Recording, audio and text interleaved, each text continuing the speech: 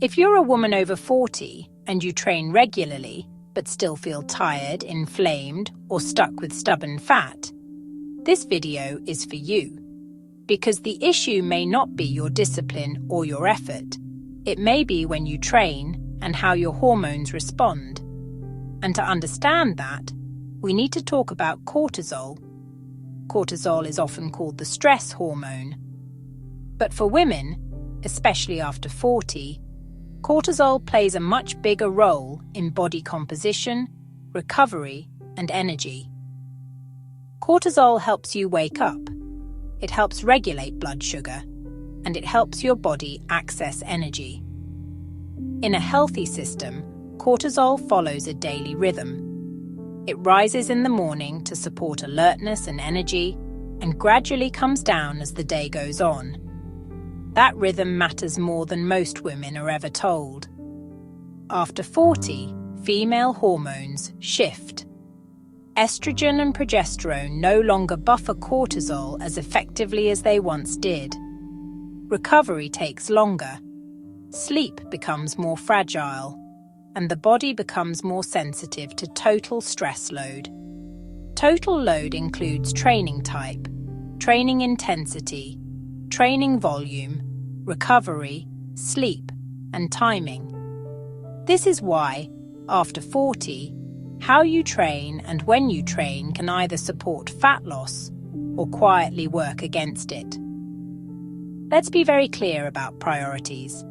Strength training is the most important form of exercise for women after 40.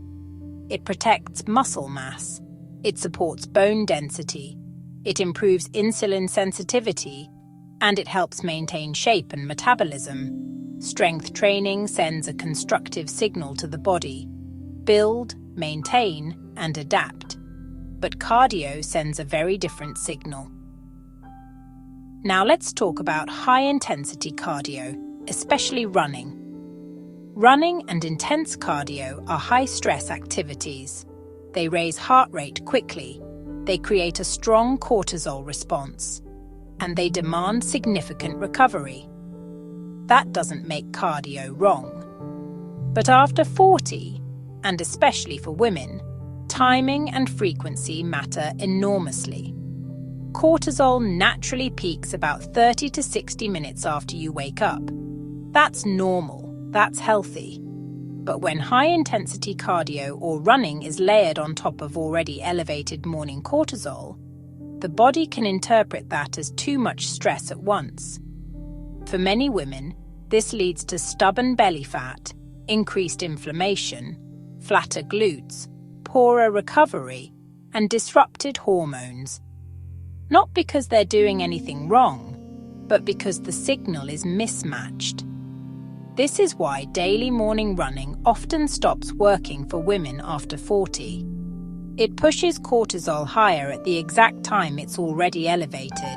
Over time, the body becomes more protective, especially around the abdomen. This doesn't mean you should never run.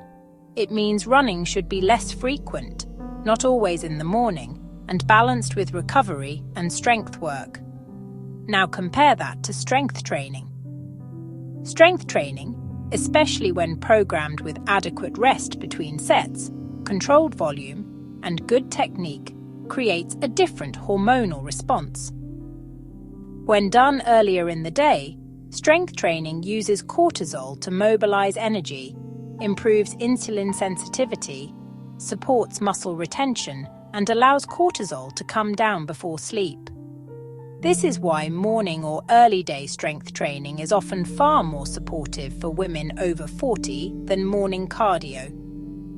What about evenings? Evening training isn't bad, but intense cardio or very heavy lifting late in the day can keep cortisol elevated and interfere with melatonin. You may fall asleep, but recovery can be incomplete. And recovery is where fat loss, muscle repair, and hormonal balance actually happen.